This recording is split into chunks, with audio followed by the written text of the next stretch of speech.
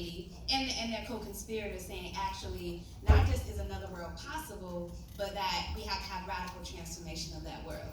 And throughout that tradition, it has been flavored with, led by, weaved by people who are consistently left out of the story.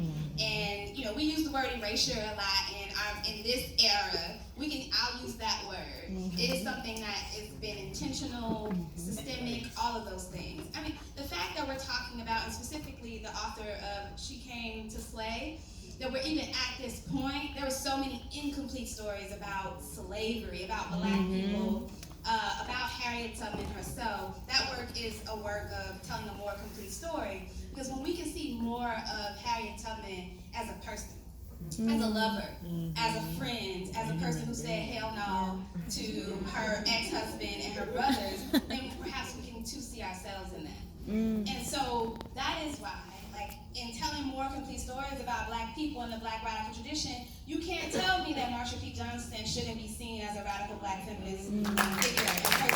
You can't tell me she doesn't fit within that lineage, right? And you can't, I think in some ways we may take the visibility of people like Bayard Rustin and Lorraine Hansberry as queer folk for granted, but that was a lot of work that went into getting to where we are right now. And so to me, that is why it's really important. The second thing that I'll say is that it is important for us to write. It is important for us to articulate things through language, through the written word. Because as an organizer, as someone who has led and been a part of mass civil disobedience and direct action, at some point, and actually Toni Morrison said this, I learned she said this when I watched her documentary a couple days ago, that at some point the protests end.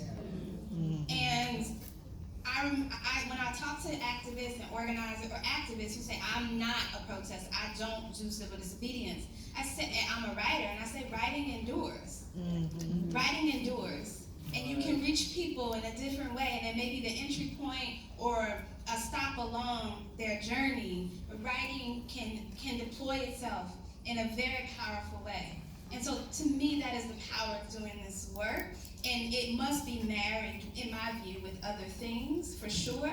But our work is always about telling more complete stories about our people, so that when we are crafting these solutions against capitalism, against the prison industrial complex, that we have as complete of a story as possible, so that we can see ourselves in it, and that we don't leave folks out of what needs to be done. And we also, you see the blueprint. That's too, right. The foundation, what has been done in order to get us